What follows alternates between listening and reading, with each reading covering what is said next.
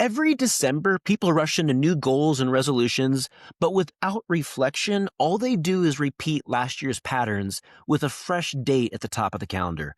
We skip reflection because we feel behind, but pausing isn't falling behind. It's how you line up your next sprint. Reflection doesn't waste time, it saves it. This is the same 20-minute process I use every year to reset my focus and make sure the next year starts with intention, not to overwhelm.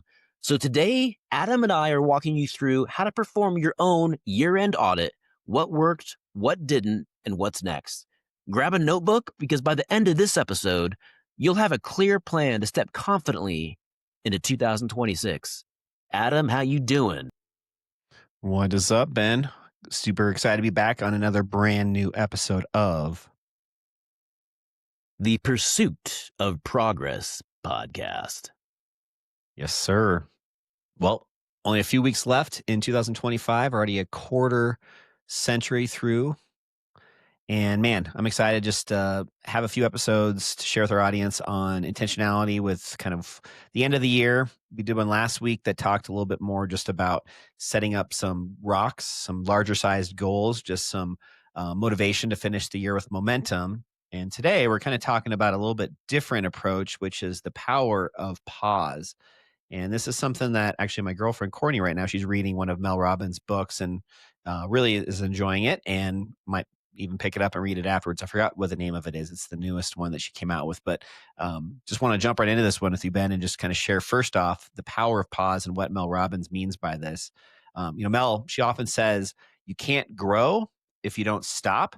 And that single sentence is the backbone of this entire episode. And reflection is a growth multiplier. It lets your brain's reticular activating system filter out that noise and start spotting the patterns that matter. So when you slow down long enough to think, you see the truth about what's been driving you and also what's been draining you. We actually have done a few different episodes over the past 2 years on the RAS, the reticular activating system. So if you guys want to learn a little bit more about that specifically, shoot us a direct message and I can share that episode with you. A lot of value behind the reticular activating system that we're not going to talk through in much depth today, but definitely worth checking out. But a couple more things before I want to shoot this back over to you, Ben. This progress without pause, it's just motion at that point. You can move all year long and still end up in the exact same place. We talked about this last week too. People talk about losing 20 pounds. Well, they lose that same 20 pounds every year. They don't have that momentum in place. And that's what I think for a lot of us, a lot of people, that's what kills a lot of the dreams and just never gets them past maybe that first base. But progress I think is so important because when we plan anything for 2026, it's important that we first take a moment, we stop, we breathe, we write down what stands out, the wins, maybe some of the mistakes, the lessons. Growth starts in that pause, not the push. And so do you feel like the pause is so important because it gives us an opportunity to reflect back, but then also be a little bit more intentional about where we're headed? hmm Maybe it's a time to really do some self-reflection. I think that a lot of people don't do the pause, and I'm just thinking out loud here. I think part of that is because it can be a little bit uncomfortable. Absolutely. And I think it's also important to understand we're saying pause, not stop. So a Yeah. pause could be something even as minimal as being intentional where next week on Wednesday, instead of taking an hour lunch break, you're going to find a place. Hopefully it's nice weather. If it is, for example, going outside somewhere, not having your phone on you and just spending an hour, maybe not in silence, but maybe you'll hear some noises around you, maybe finding a park somewhere just where you can truly reflect and pause and just kind of, self-reflect, think through what you've done over the past year that's been great. What wins have you had? What loss or lessons have you had? Just pausing and reflecting is super duper It's important. so interesting and really pursuing quality. Right now, I'm really pursuing better sleep and quality sleep. And I've always gone to bed, not necessarily on time, but being more intentional with that, kind of pausing and making sure that I'm getting to bed on time. I now have a watch where I uh, review and analyze my sleep metrics from the night before because I do want to be more intentional. Um, so that's great. You said this at the top of the podcast. We're already a quarter of the way through the 2000s. I mean, that is mind blowing. You ever think about that? Yeah, I like to think of life sometimes in like decades, like kind of like chapters of life. But then this Mhm. is the first time where instead of a 10-year period of time, I'm thinking about, a quarter of a century. And for us, we were just getting ready to graduate from high school. We were Yeah. seniors in high school and just thinking through how 25 years seems like so long ago, yet it's gone by pretty dang fast. I know it has. You and I at the gym this morning were talking about Running Man. There was the original Running Man with Arnold Schwarzenegger that came out in the '80s, and then they're doing a remake right now. And I think the original came out around 42 years ago. It was around 40 years ago. And I made the comment to you, like looking back from 2025 back 40 years, and then looking ahead 40 years, that would put us into 2065. And so when you think about it like that, that is like, oh my gosh. And Alex Harmozy mentions that you were talking about a lot of people repeat the same patterns. And one of his quotes that he references is that a lot of people just live the same 6 months over and over and over. They'll live the same 6 months for 50 years. Hmm.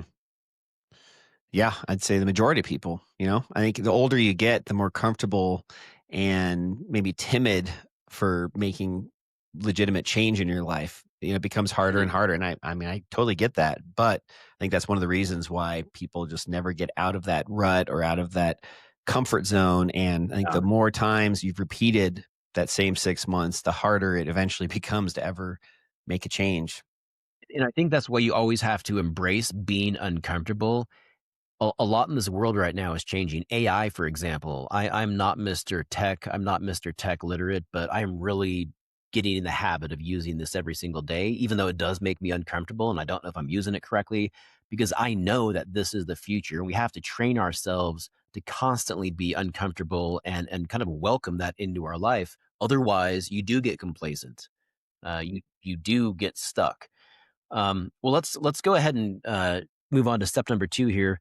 This is the three-step year-end audit. Now that we've talked about the pause and how important that is, now it's also important to reflect and evaluate an audit. The framework is simple: stop, start, continue. So step one is you want to stop.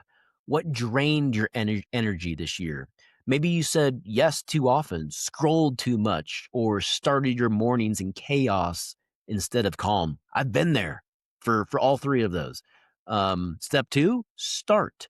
What's a new habit that could unlock your next level? It might be a daily power list, 10 minutes of journaling, or a short walk before opening your inbox. And then step three, think about this as continue. What's already working that deserves more energy? Keep the routines, relationships, and disciplines that move the needle forward for you. Write one thing under each column. This isn't about guilt, it's about awareness. Again, just going back to that awareness. Awareness is the first step towards intentional growth. And I especially think the stop one is just so critical. And especially for me, like saying yes too often. We've talked about that before on podcasts, how we want to be able to help people, we want to be able to serve others. But when I get in the habit of saying yes too often, it does bring so much stress, chaos into my life professionally and also personally. Hmm. Only thing I'd like to add to that, just for this three-step process, is for anything that you guys are choosing to do next year, or even things that you're maybe currently doing that you're just going to continue to do next year, try and think of a way that every major moving part of your business can have some form of a measurable, meaning a KPI, a key performance indicator. Because what happens so often for a lot of us is we work really hard at something, and yes, we feel very fulfilled because we are working hard, but it might just be steering the boat in the wrong direction. So sometimes, meaning, the reason I'm bringing this up is you need to stop doing things that actually might be enjoyable. Maybe you feel like they're helping your business grow, but are they really? Are they actually putting more dollars into your bank account? Or Yeah. are they maybe the things you enjoy doing? Like maybe it's grabbing coffee with clients every week. You enjoy doing it, you Mhm. feel fulfilled, but is that time maybe better spent somewhere else? Is that something that you might be able to reflect on and stop because it's draining a lot of your energy, but maybe not putting a lot of profit into your business? Just kind of thinking through some of that too, because stop sometimes can be for things that are still enjoyable. It's not just always the painful things.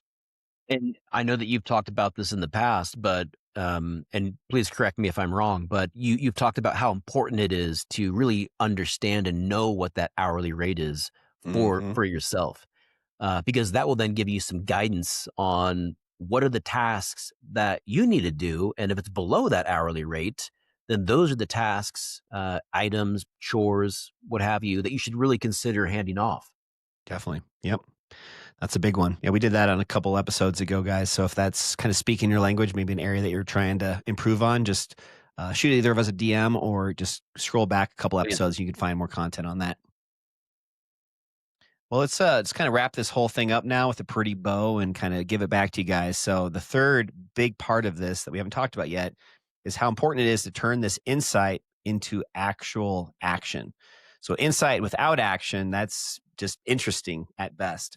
Once you've listed what you want to stop, start, and continue, the next thing you need to do then is schedule these. Pick one of each and put it on your calendar this week, not next year, but this week. And if it's not scheduled, it's not real. Just really think through that. If it's not on your calendar, it's not getting done consistently. John Maxwell, again, one of Ben's and my favorite OGs, he's been around for 40 plus years. He calls this the law of intentionality because growth doesn't happen automatically. It happens when you make time for it on purpose. So if you guys can commit to just one stop, one start, and one continue before the year ends, you're going to walk into 2026, not just with resolutions, but with systems, and systems are what create results that last. Love that. You're gonna have the passion, you're gonna have the purpose, you're gonna have the momentum, the systems. When January 1st rolls around, whoo, whoo, what do they call that? Mid-season form? Yeah, exactly. You're gonna be in mid-season form on the 1st of January. Well, that brings us to step number 4, which is close. Remember, you don't need brand new goals, but you do need better awareness. Most people are chasing more when what they really need is focus. Reflection gives you the focus. It tells you what's actually worth carrying into your next season. So take that 20 minutes, do the audit, and get clear before 2026 begins. If you want a head start, Adam has created a year end audit worksheet that is currently on adamsellsdenver.com. Go into the guide section and you can find it there, or drop us a line and we can book a free 30-minute strategy session to help you map out your first quarter of 2026. Because remember, clarity creates confidence and confidence creates progress. Thank you so much, you guys. Thanks for tuning in to the Pursuit of Progress. We're coming up on our 100th episode here in a couple weeks. Clarity is power, and reflection is how you find it. So don't rush into 2026 just to repeat 2025. Stop, audit, adjust, and then accelerate. I'm Adam Lang with my co host, Ben Adams. And as always, keep pursuing progress. Right. Episode 100 coming up soon. Love you guys. See ya.